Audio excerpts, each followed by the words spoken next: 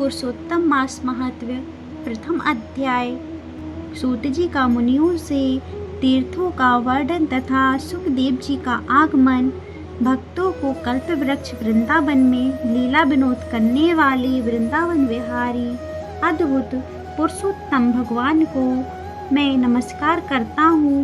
नरों में श्रेष्ठ भगवान नर नारायण को नमस्कार कर माता सरस्वती तथा जगत गुरु व्यास जी को सत्कार्य में सफलता प्राप्त करने के निमित्त प्रणाम करता हूँ।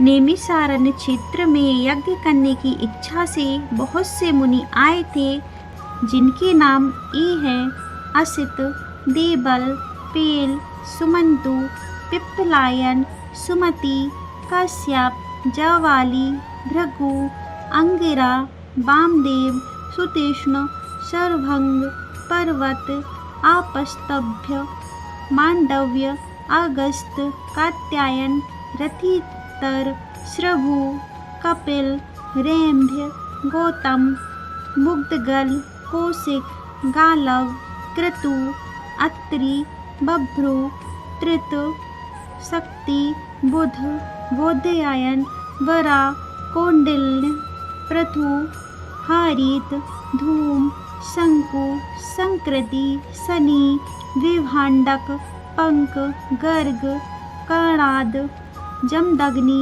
भारद्वाज, धूमय, मौन, भार्गव, कर्कश, शौनक, शतानन, महातप, विशालाक्ष, विष्णुवृद्ध, जर्जर, जय, जंगम, पार, पासधर, पूर, महाकाय, जैमिनी, महाग्रीव, महाबाहु, महोदय, महाबल, उद्दालक, महासेन, आर्त, आमलक प्रिय, ऊर्ध्ववायु, ऊर्ध्वपाद, एकपाद, दुर्धर, उग्रशील, जलासी, पिंगल, अत्रि, ऋभु, शांडीर, करुण, काल, केबल, कलाधर, श्वेतबाहु, रोमपाद, कद्रु, कालाग्नि, रुद्रग, श्वेताश्वतर, आर्ध, शरभंग, भृतुश्रवा आदि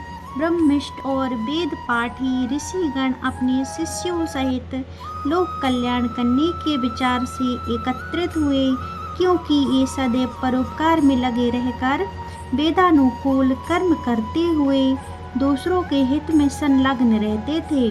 ये नैमिषारण्य क्षेत्र में यज्ञ शुभ कर्म करने के लिए इकट्ठे हुए थे। इधर सूत जी भी तीर्थों का भ्रमण करते हुए अपने शिष्यों के साथ आ पहुँचे।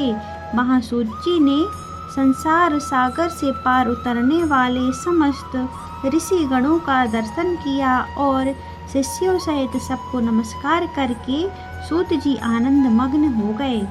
ऋषियों ने लाल रंग की वृक्ष की छाल पहने प्रसन्न मुख, शांत, सद्गुण युक्त, परमार्थी, आनंद स्वरूप परम तत्व के जानने वाले सूत जी को ऊर्ध्व पुण्य तिलक लगाए, गोपी चंदन की मृत्तिका से राम नाम तथा दिव्य शंख और चक्र का छापा लगाए, तुलसी की माला तथा जटाओं के मुकुट से शोभित महा अद्भुत मंत्र का जाप करते हुए सब ऋषियों के साथ तत्व के ज्ञाता, सब जीवों का हित करने वाले, इंद्रियों और क्रोध को जानने वाले, जीवन मुक्त जगत के गुरु वेद व्यास जी की कृपा पात्र और व्यास जी के समान ही इच्छा रहित तथा विविध गुण संपन्न देखकर समस्त मुनिगण सहसा एक साथ उठकर खड़े हो गए। सभी ने तरह तरह की अद्भुत कथाओं को सुनने की इच्छा से सूत जी को घेर लिया तथा सूत जी ने हाथ जोड़कर विनम्र हो ऋषियों को प्रणाम किया। तब ऋषि बोले, परम भगवान सूत जी, आप चिरंजीव हो, आप हमारे बिछाए हुए इस उत्तम आसन पर विराजिए, क्योंकि आप बहुत थके हुए हैं। ऐसा अनुरोध कर सभी ऋषिगण अपने अपने आसन पर बैठ गए। तब तपोवृद्ध रोमहर्षण के पुत्र श्री सूत जी ऋषियों से आज्ञा लेकर अपने आसन पर बैठ गए। जब सूत जी आसन पर बैठ गए और उनकी थकान दूर हुई तब मुनियों ने पुण्य कथा सुनने के विचार से सूत जी से कहा, हे सूत जी, आप महाभाग्यवान हैं, क्योंकि आपने गुरु वेद व्यास जी की कृपा से भगवत रहस्यों का वर्णन करने की शक्ति प्राप्त की है। आप सकुशल तो हैं, ना जाने बहुत दिन पश्चात आज नैमिषारण्य में कैसे आ गए। आप वेद व्यास जी के शिष्यों में शिरोमणि, हम सबके पूज्य हो।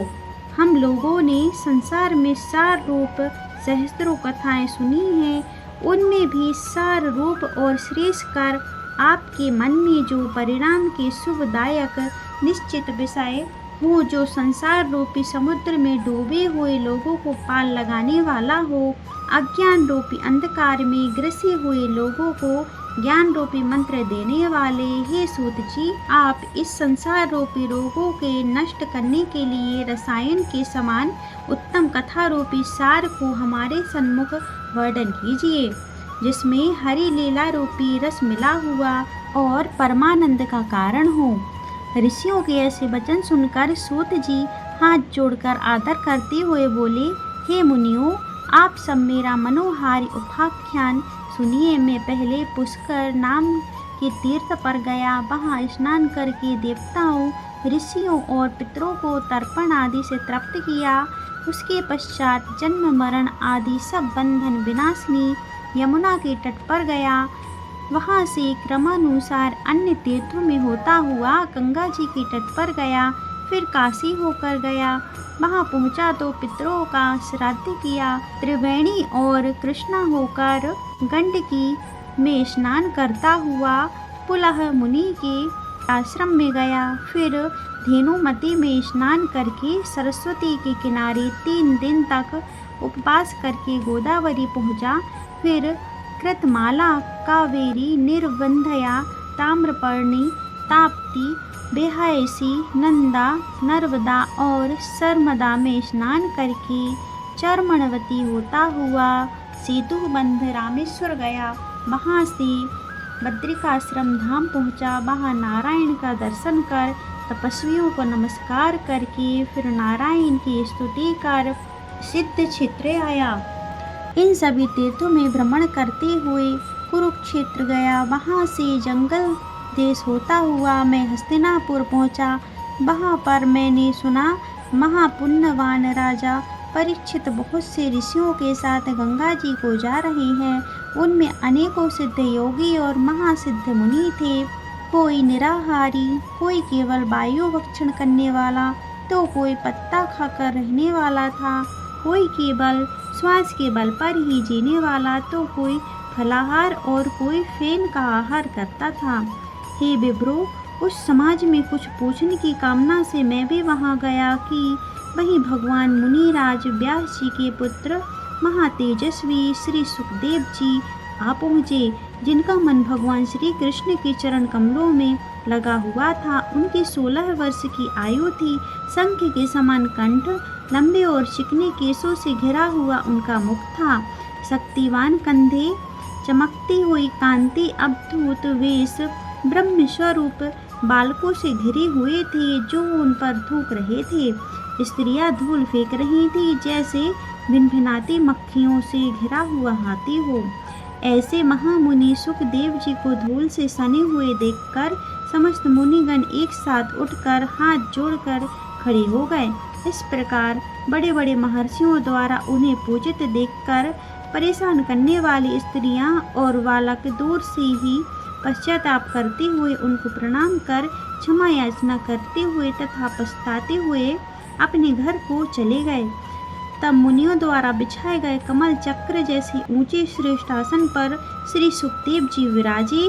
वहाँ व्यास पुत्र ज्ञान रूपी महासागर सुखदेव जी ऋषियों द्वारा पूजित ऐसे शोभा पाने लगे जैसे तारागणों के मध्य चंद्रमा। बोलो श्री राधे कृष्ण भगवान की जय, श्री परशुत्तम भगवान की जय। राधे राधे।